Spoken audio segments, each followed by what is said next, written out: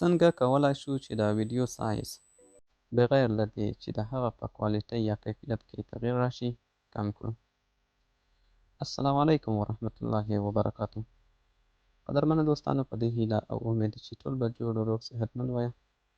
ژوند به مو په خیر او خوشحالۍ سره تېرېږي. قدرمنو دوستانو، نن غواړم په دغه ویډیو کې تاسو ته وښایم چې څه ډول کولی شو د یوه ویډیو سایز کم کړو بغیر له دې چې د هغه په کوالټۍ او کیفیت کې تغییر راشي. نو راځئ ویډیو پیل کوو. دا هر څه نه مخکې تاسو یو اپلیکیشن ته ضرورت لرئ چې تاسو باید په خپل موبایل کې انسټال کړی وي. نو ځو پلی سټور ته او هغه اپلیکیشن له پلی سټور څخه را ډاونلوډ کوو. د پلی سټور را خلاصوو. هلته په سرچ باکس کې نوم ورکوو. د یو ویډیو کمپریسور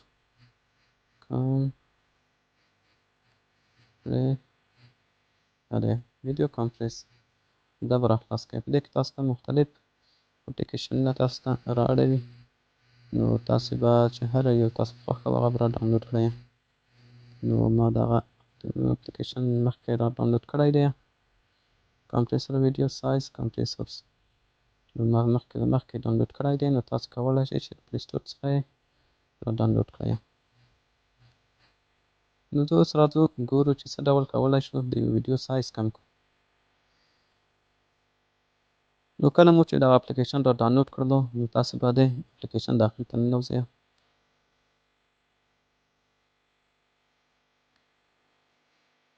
په دې ځای کې تاسو یو هغه ویډیو چې غواړئ یا د هغه سایز کم شي، نو هغه به څنګه کړئ؟ امپورټ کړئ. نو په امپورټ آپشن باندې به کلیک کړئ. دا به را خلاص کړئ.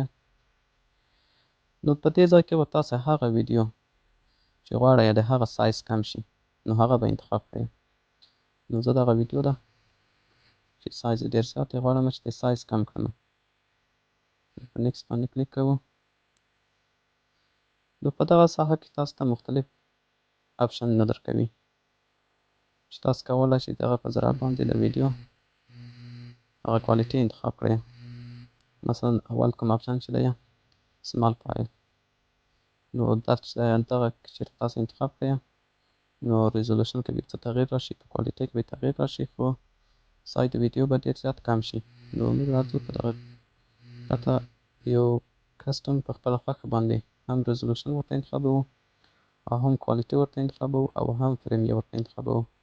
نو زه راته راځمه د دغه ویډیو لپاره کوم سایز چې یا کوم کوالټي چې زه انتخابومه، کوم ریزولوشن چې زه ورته انتخابومه، هغه 1080 ورته انتخابومه، او کوالټي چې کومه ده هغه میډیم ورته انتخابومه، او فریم ریټ هم چې دی هغه 60 ورته انتخابوو.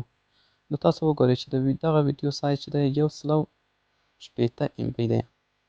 نو زه دغه ویډیو غواړم چې سایز څنګه شي؟ کم شي. خو باید سایز چې کمومه باید په دغه ریزولوشن یا کوالټۍ کې تغییر رانشي. نو ما ورته ریزولوشن 1080 انتخاب کړله، کوالټي میډیم ورته انتخاب کړله. نو اوس غواړم چې دغه سایز څنګه کړم؟ کم کړم. نو کمپریس باندې څنګه کوو؟ کلیک کوو. نو دلته څو آپشن تاسو درکوي چې آیا غواړئ چې اډیو یعنې غږ ولري یا که وینا لري. تاسو ورته اډیو کړئ. نو دلته څنګه کوو؟ سټارټ آپشن باندې کلیک کوو. نو دلته صبر کوو.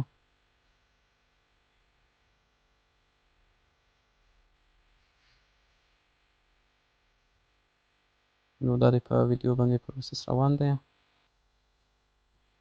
نو دغه پروسس یو څه وخت غواړي، نو یوه یا دوې یا هم 3 دقیقې نو وخت غواړي. نو هغه نظر ستاسو ویډیو ته فرق کوي. چېرته ستاسو د ویډیو سایز د 100 MB پورته وه، نو تر 3 دقیقو یا هم تر 2 دقیقو پورې وخت نیسي. او چېرته یې سایز د 100 MB څخه کم و، نو بیا انشاءالله کم وخت کې دغه پروسس خلاصیږي. نو موږ هم صبر کوو ورته تر څو دغه پروسس ترسره شي.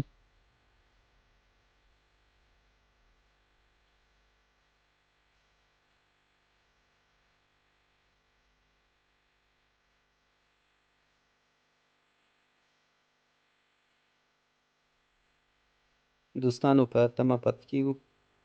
نو د ویډیو سایز یو څه زیات و، نو ځکه پروسس داسې سلو روان دی.